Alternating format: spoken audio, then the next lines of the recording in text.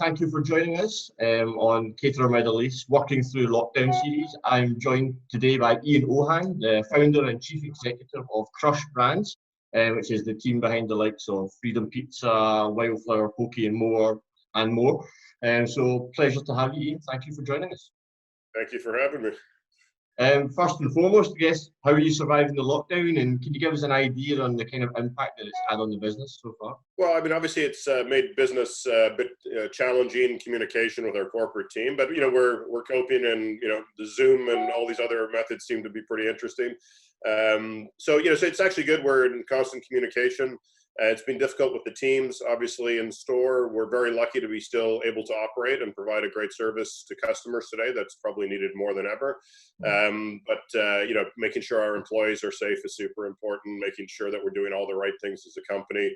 And of course, the impact on the business is significant, overall, and it's trying to manage through that and make sure, that we're not only looking after, tomorrow, but where are we going to be in September, October, November, December, and try and, keep adjusting that as information makes itself available. I guess no one could have foreseen this coming. And can you give us an idea of just exactly kind of the severity that it's had on the business? I mean, what's interesting is that people think that because we're in delivery, that's been a boon. So the first thing that happened, of course, and rightfully so, we lost all of our catering business, and that's to be understood. But that that's a big portion of our business, so that obviously went to zero. The volume of businesses overall is down. And I think we're in the delivery business. Our business is 95% delivery. I think grocery, the fact that grocery stores are reporting increased activity tells you something, because you can't, if people are ordering more groceries, it means they're ordering less food, right? Overall. And I would say 50% of most home delivery decisions are based on scarcity of time. So I think overall people are ordering less. Our business is still, we still have business, and it's regular, and it sort of it's been quite erratic depending, it seems, on what's announced to the press.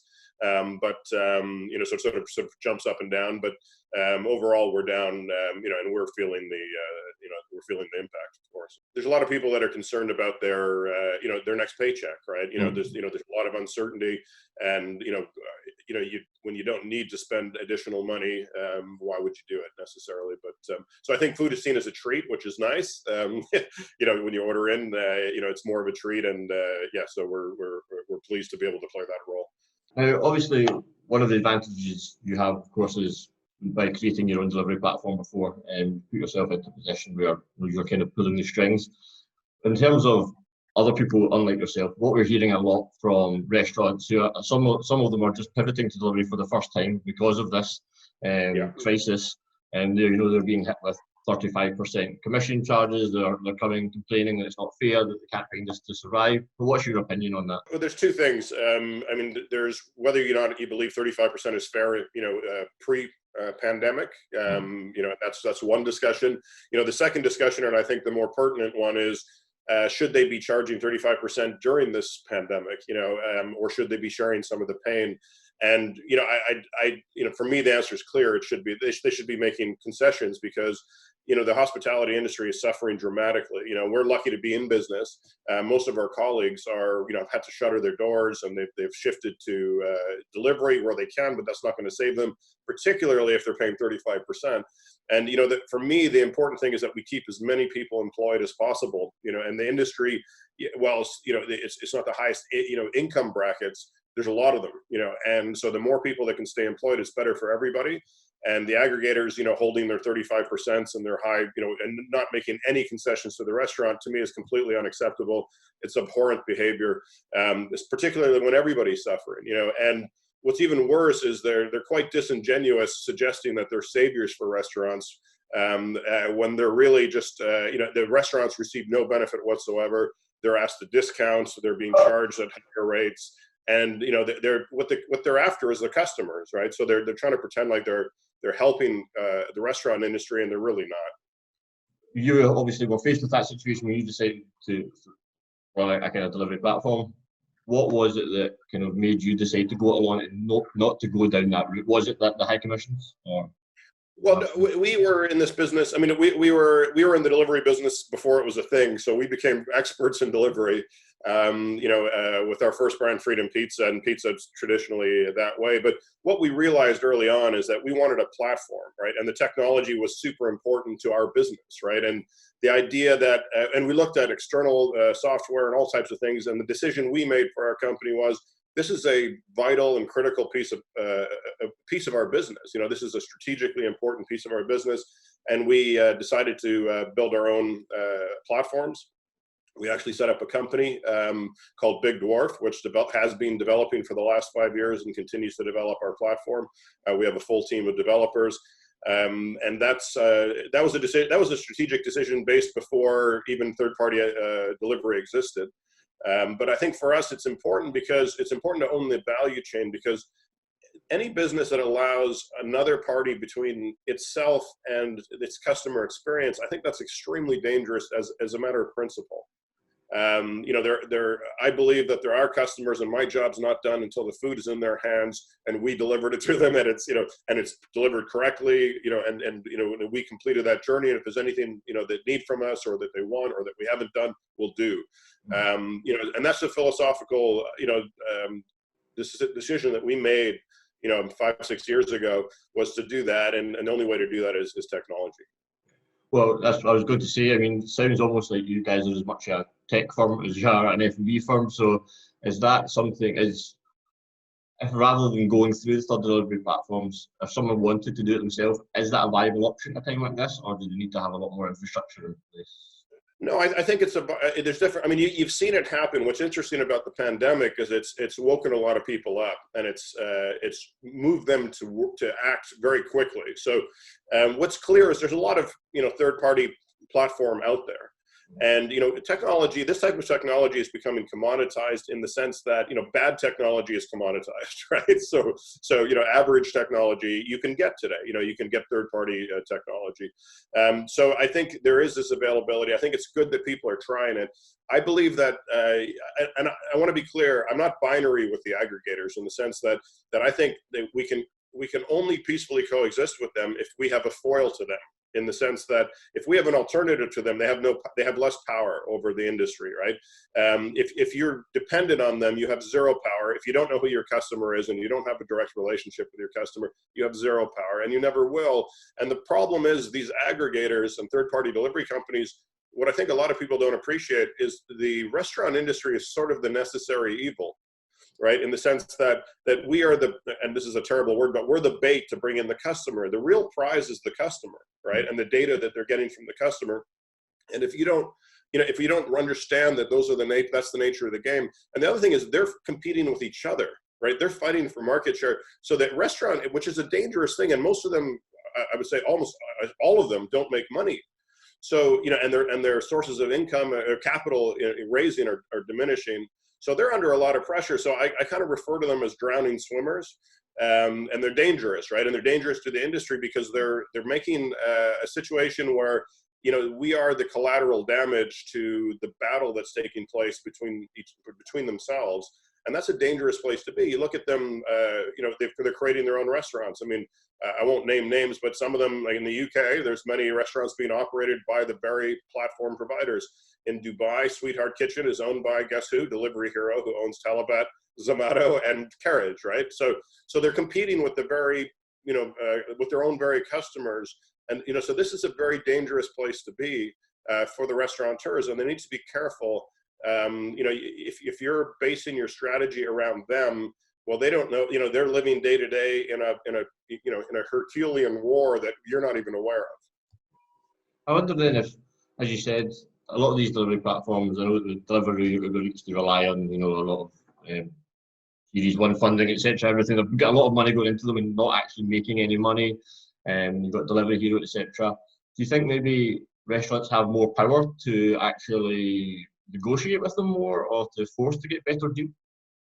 I don't think a restaurant will ever have power. So a lot of the efforts that are taking place are good, in my view, because it's educating the consumer, right? Because they're quite clever, because they charge 35% to the restaurant, right? And then they charge, it's between 7 and 11 or 12 dirhams to the customer. So the customer generally thinks they're picking up the tab, right? Mm-hmm. So, what's the big, no harm done, right?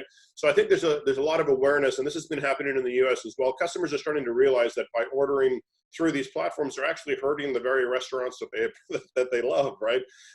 Now, the restaurant industry is a problem because we as an industry have done nothing to to address this market and the needs of the customer. So, the industry itself, it left this window open for somebody else to step in and fill the void. So I think, I don't think you can have a symbiotic relationship. How could you have the idea that, we can get them to drop fees and things like that when they themselves aren't making money? Because I fundamentally don't believe in their business model. In the sense that they've solved one of three problems. They've solved the customer's problem, right?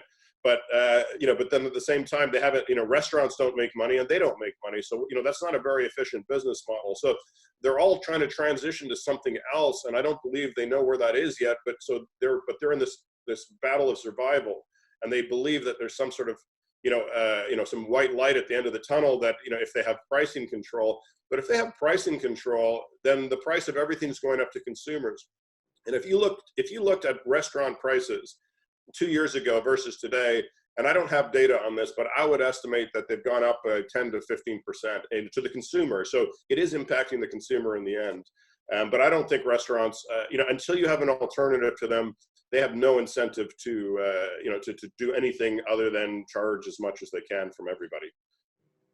So then, to someone, to a restaurant, a brand or company now who's in the middle of this situation or pandemic, what would your advice be? Would it be to launch their own delivery platform? Would it be to negotiate the best deal they can? What would your opinion be? Well, I think you need to decide what business you're in. Delivery is a completely. I mean, we are a delivery business, okay?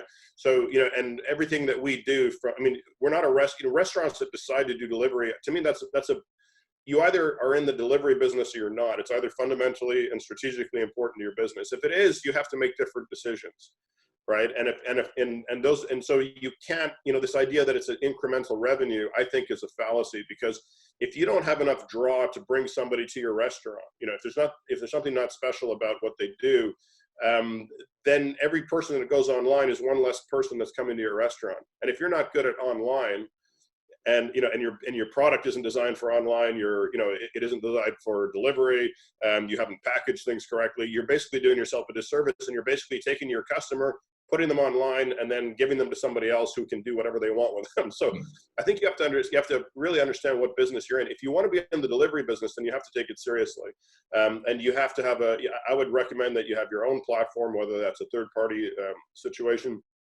And the one thing that people don't really appreciate is, if you're going to be in the online business, and this is also an industry fault, if you didn't care who your customer was before, if somebody else has your customer data, you don't feel like you've lost anything. But if you're in the online business, the whole point is to stay in touch and to manage that relationship with your customer directly. If you don't have that data, then you have nowhere to go. And if you don't have a platform, you can't capture that data. So the data for your customer and that direct pipeline to your customer is absolutely critical. And if you're going to be in the delivery business, you better have that data, and you better have that relationship and manage that relationship directly with your customer. It sounds like it's certainly not a simple task to just pivot to. I know everyone's trying to do it as quick as they can because of what's happening right now, but there's obviously quite a lot of challenges involved in actually doing it correctly.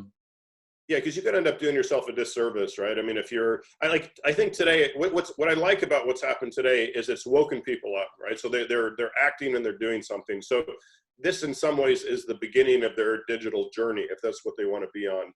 They just got kind of kicked in the backside, to get on it. But I think it's good, because it's woken people up, and it's forced them to do something, in this space.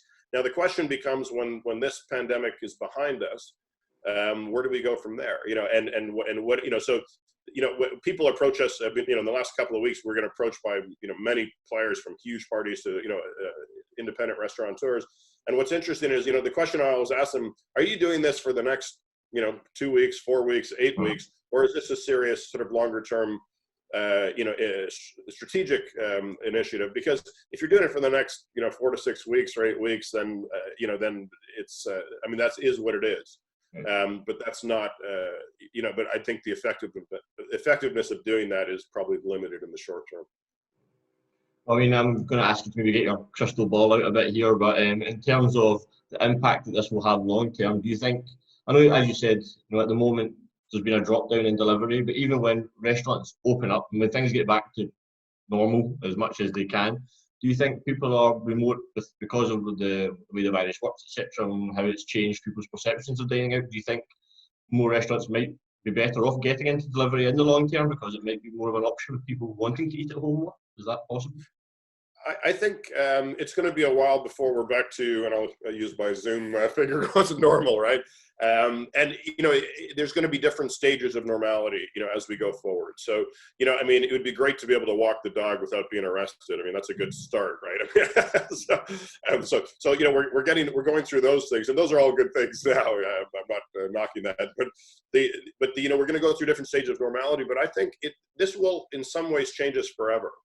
I think people always want to be together. I think what's underestimated during this pandemic is actually the psychological impact of you and I speaking, through cameras instead of in person, right?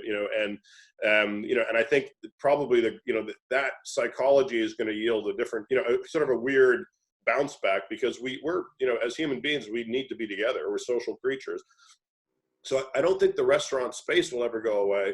I think, there'll be different things that will take place physically to keep some sort of social distancing. I think that's going to be, with us for a while. But I think technology is interesting because I believe this before the pandemic, but I think it's going to be even more important going forward. The idea to me is that our customers, it's not just about delivery. Our customers today want to eat when they want, where they want, how they want, from where they want.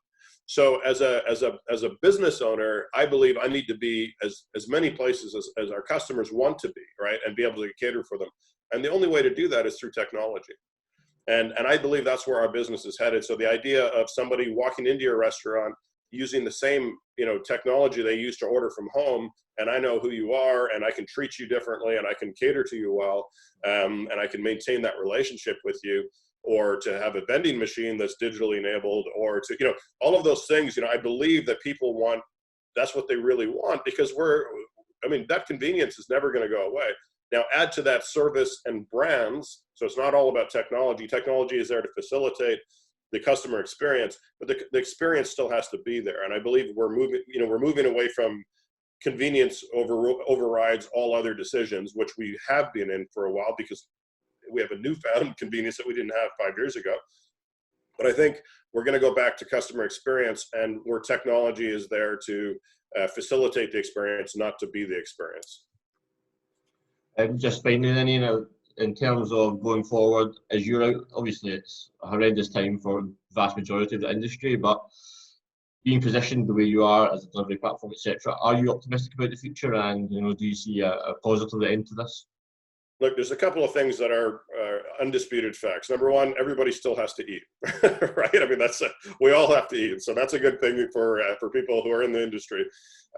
Number two, we didn't know this pandemic was coming, right? And we weren't prepared for it globally, right? But we know it's going to end, right? And so we're very optimistic in the sense that, obviously managing the short term is super important, and we're doing everything on that front. But to me, that's perfunctory. We have to do that.